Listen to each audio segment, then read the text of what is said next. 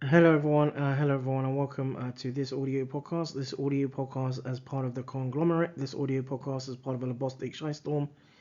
This audio podcast is part of a Storm and Battle and Chronicle. This audio podcast as part of the Ztormish series or edition, and this audio podcast is part of a Storm and Bostics production. Through this audio podcast, I look at a symptomology in around the in around where urinary tract where urinary tract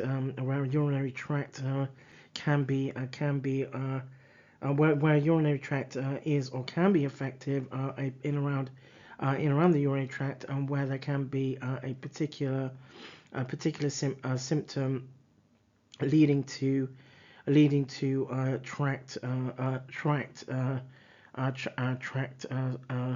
sort of tract narrowing and an additional sort of scarring or obstruction.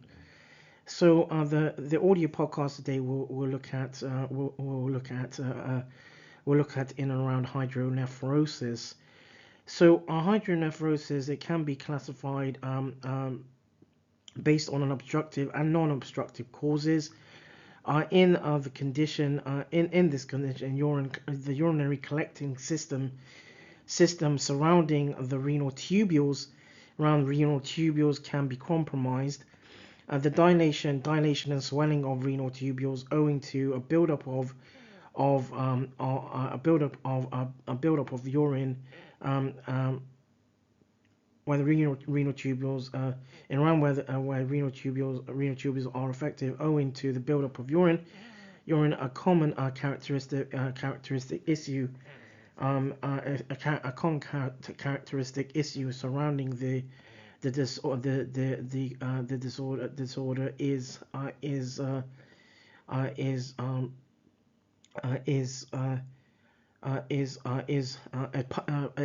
part of, or forms part of, the symptomology. It can hydronephrosis, or HN. It can affect both sides of the renal tubules, thus being bilateral, and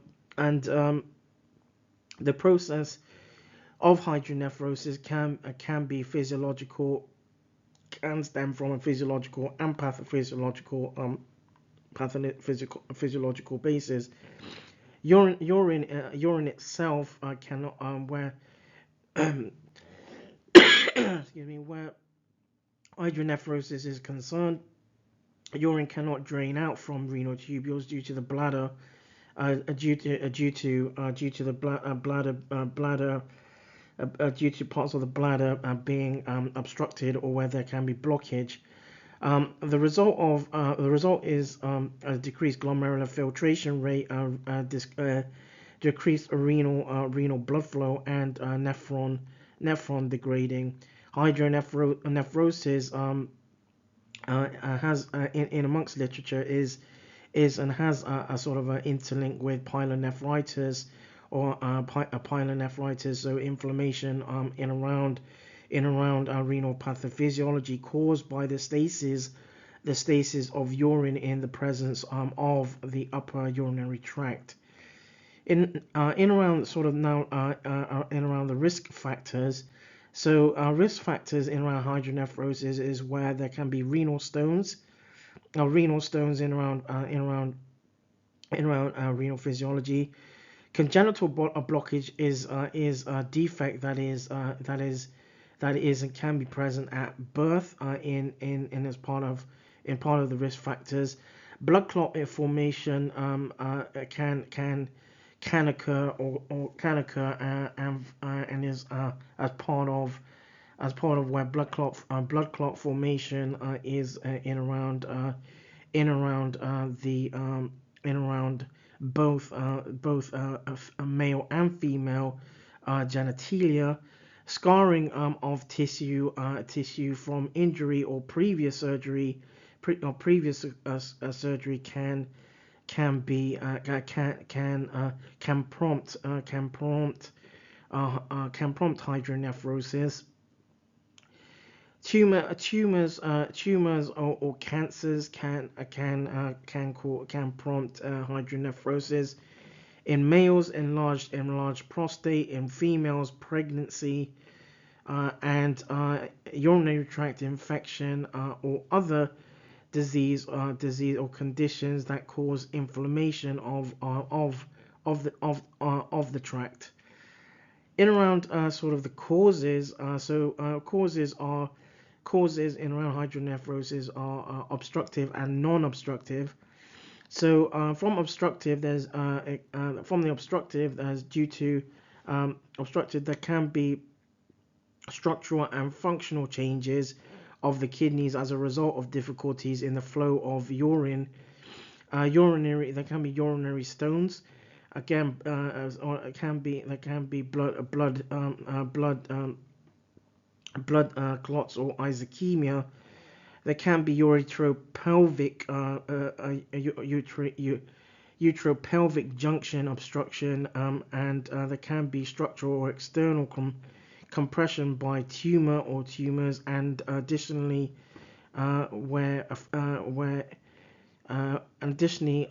fibrosis or scarring,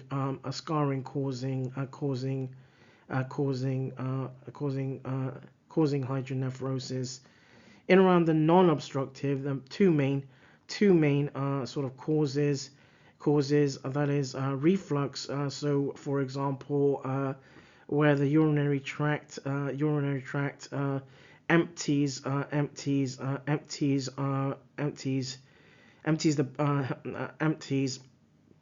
through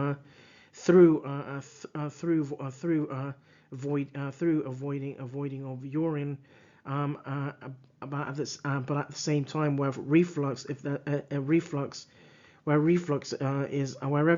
is evident in non-obstructive, then it is where reflux can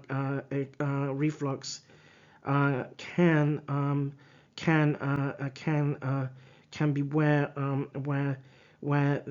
full volume of urine is not emptied in one duration of micturition and the sensation of voiding, but then at the same time where reflux is where residual urine is and ends where residual urine stays in within the bladder. And then there is specifically and as part of non-obstructive excuse me, in as part of the non-obstructive, there is residual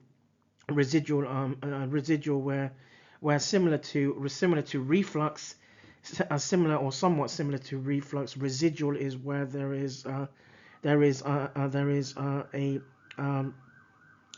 can be a sort of residual urine that is not emptied through the bladder. In around the classification of hydronephrosis, there are causes, and then there are levels of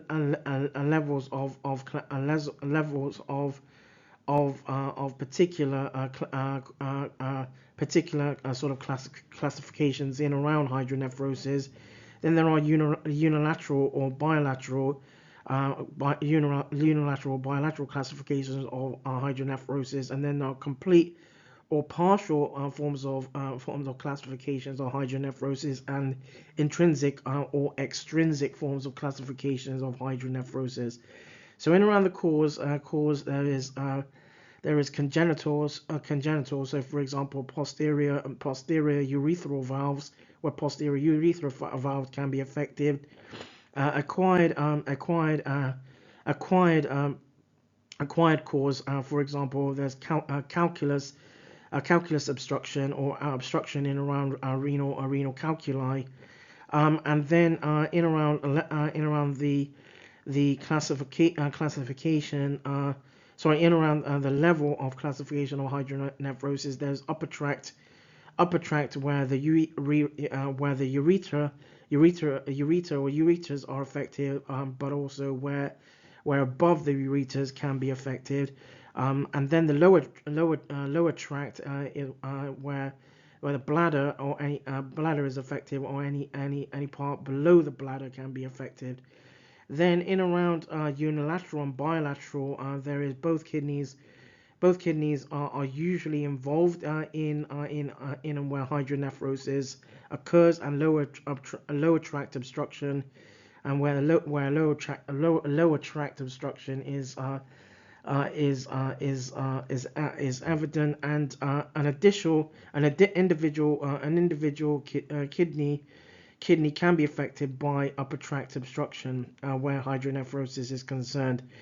In around complete or partial hydronephrosis, complete obstruction is the most common cause of anuria. Anuria being a symptomology described by clinicians, or through clinicians, as a complete hindrance of avoiding urine. And then in around partial, it can be where there are where urine output may vary, and at the same time, a hydronephrosis can be challenging to diagnose as part of the partial classification of hydronephrosis. In around the intrinsic or extrinsic intrinsic, there is arises within the urinary tract. So, for example, where urethric stone formation can be evident, and then in around extrinsic, there can be arising a sort of where hydronephrosis arises sort of from external basis, such as from tumors, for example. In around bilateral hydronephrosis, bilateral hydronephrosis. So bilateral hydronephrosis remains a general issue or problem in male secondary to benign prostatic hyperplasia. Bilateral hydronephrosis can develop in chronic high pressure retention as maintenance of avoiding or with a high bladder volume, avoid spontaneous in around additionally where often there is no sensation of incomplete bladder emptying because of gross distension of the bladder. Pregnancy can be a physiological cause of HN or hydronephrosis, and the mechanistics are related to high levels of circulating progesterone during pregnancy. Additionally, about 90% of females will have some degree of basis of calluses and renal pelvis, in around the renal pelvis, and proximal ureters. In around the pathophysiology, anatomic and or functional processes interrupts the flow of urine. Fluid backs up into renal tubules, and there is a rise in pressure, causing stretching and dilatation of the renal pelvis. And if pressure continues to rise, this leads to a decline in renal blood flow and glomerular filtration rate. If significant obstruction is persistent, it affects nephrogenic tissue and results in varying degrees of cystic dysplasia and renal impairment. And as part of the diagnosis, abdominal examination and focus history looks can help to determine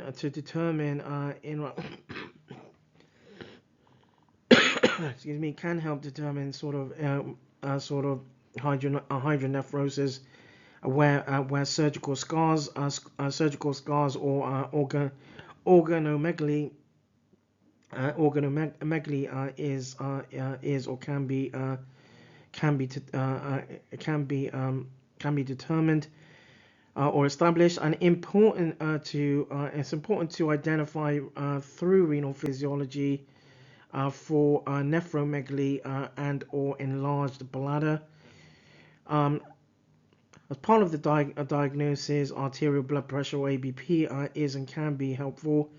Examination of signs of fluid overload or edema, urine investigation and midstream urine investigations in amongst literature have informed that it can be that urinary investigations and midstream urine investigations are useful. Excuse me.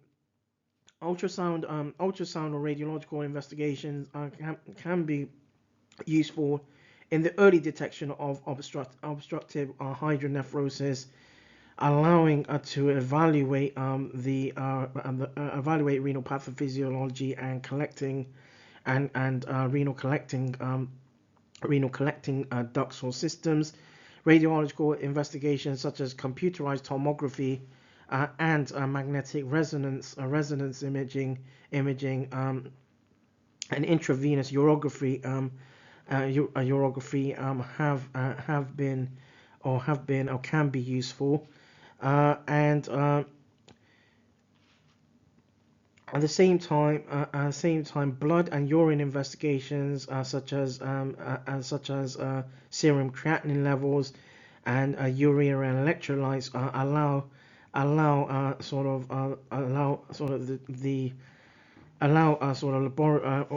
laboratory investigations of in around renal function or kidney function and blood or hematuria in amongst the urine. In around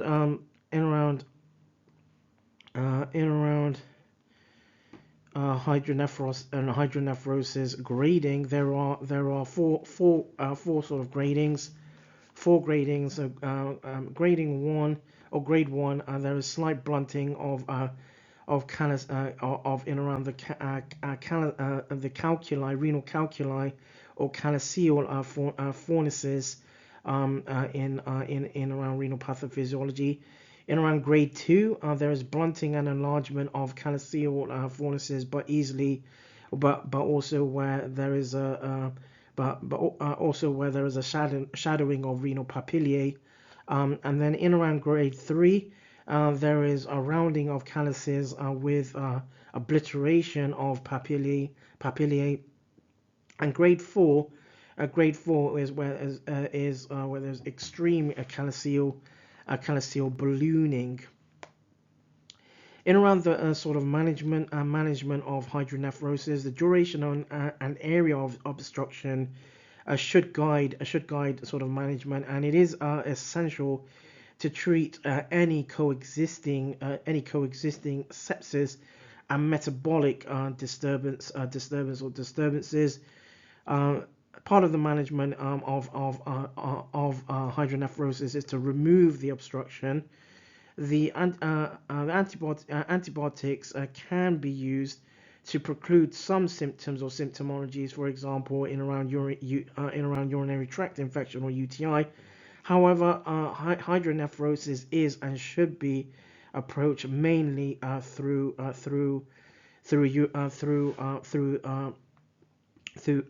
urology specialties. In summary, as part of this audio podcast, benign prostatic hyperplasia and urethric stones are common causes of bilateral and unilateral hydronephrosis. Hydronephrosis of pregnancy is a physiological cause of hydronephrosis, driven by high levels of circulating progesterone. Compelling indications for urgent treatment, urgent pharmacotherapeutics of hydronephrosis would be in the case of severe ipsilateral flank pain acute kidney injury, and signs of sepsis. Investigations with suitable radiological imaging are often required before an appropriate plan an appropriate surgical plan is determined. That draws this audio podcast to a close. This audio podcast as part of the conglomerate. This audio podcast is part of a Lobostic Shystorm. This audio podcast is part of a Storm and Battle and Chronicle. This audio podcast is part of the Ztormish Series or edition, and this audio podcast as part of a Lobostics production.